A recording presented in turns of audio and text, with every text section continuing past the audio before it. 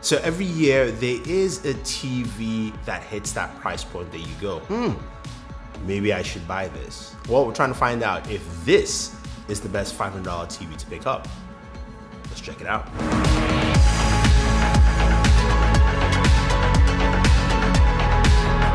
So Hisense has brought a brand new television that I think is going to be really interesting in the market.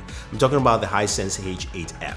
The H8F is a brand new TV. I have the 55-inch here, which retails for $500. Now, we've seen cheaper TVs in the past, but what does it give us?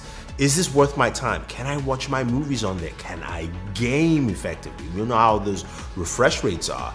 But this is a TV that truly hits a whole new dimension.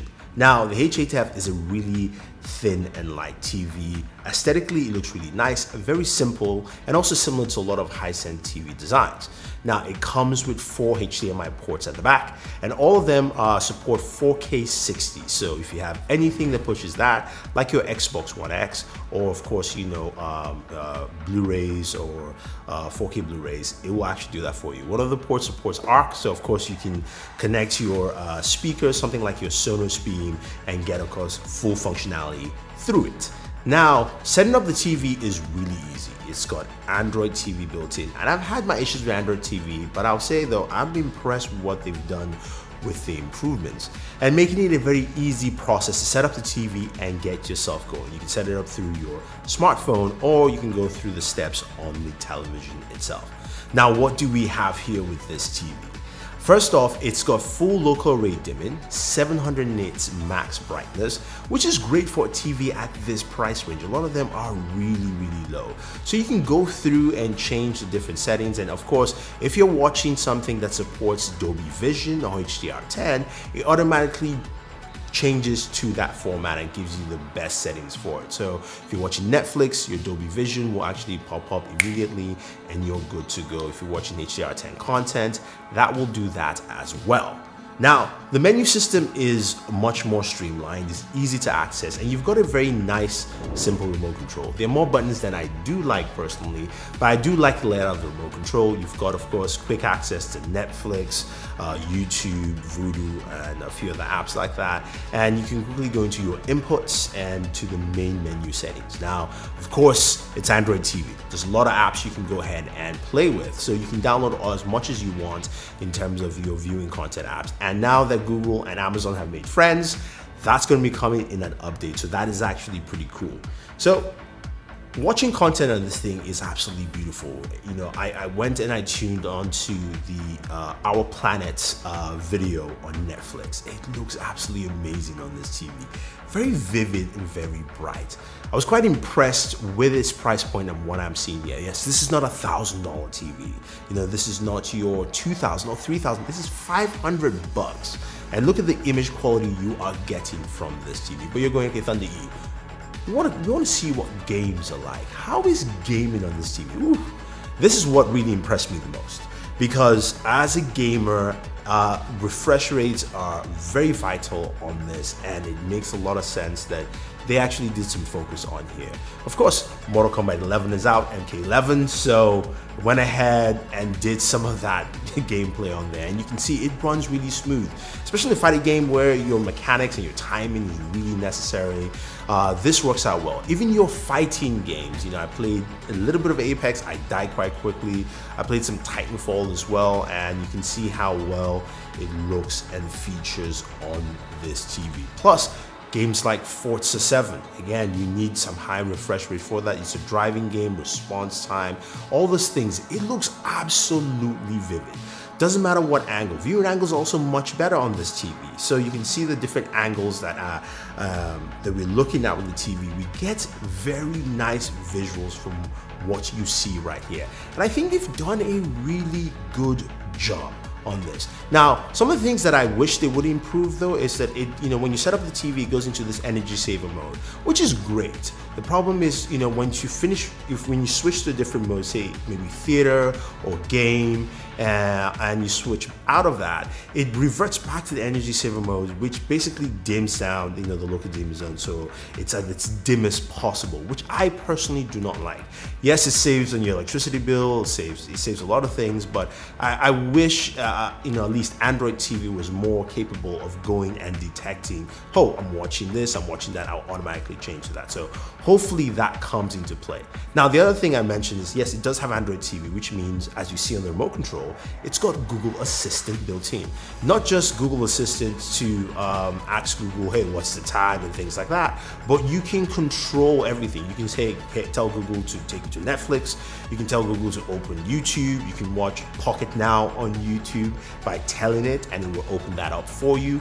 You've got all those kind of functionalities, but the cooler part of that is that if you have a Google Assistant hub, like Mini or Home, whatever, you can control your TV from those hubs as well, because it has a built-in Google Assistant. So you can actually tell it to play Netflix, open, pause TV from your bathroom using your Google hub in your bathroom or in your bedroom or wherever you are, doesn't matter.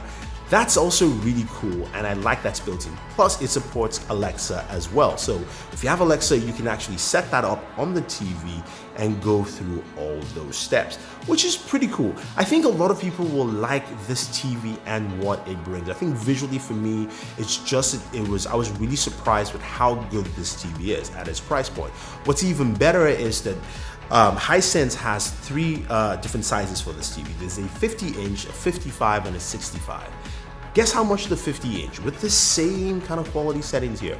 It's $400. $399 for the 50-inch. The 55 is $499, and the 65 is $699. Sorry, $599. So you see how much here they have in this range that gives you a lot of great potential in terms of content watching, in terms of enjoying your games, in terms of enjoying a lot of things on this TV. Now, in terms of audio, the speakers, okay. Most TVs just don't have great speakers, and I didn't expect this to have, so something like a soundbar would work well for you. I've got a link for a couple. Definitely the Sonos Beam, I think, will work pretty well with this TV. And again, it's got that ARC support, so you can actually go ahead and control things directly with just one remote control, the TV remote control, or with Google Assistant. It really doesn't even matter at this point. And yeah, so that's pretty much it, guys. If you have any questions, any comments about the Hisense H8F and why I think this might be just the best $500 TV we see in 2019. I don't know of anyone else who's putting up a TV I would like to see, and I will compare it with that for you. But if you actually want to pick one up, use our links down below. Plus, if you want to win one, Hisense is giving one away, and you can enter into that content. We have a link for you down below in the description. Now, I'm going to leave you with some gameplay for Mortal Kombat 11. Enjoy, it's a story mode, a little bit of that, so you can enjoy and see how well this TV handles. If you have any questions, any comments, let us know. Subscribe to the channel, and always enjoy your entertainment.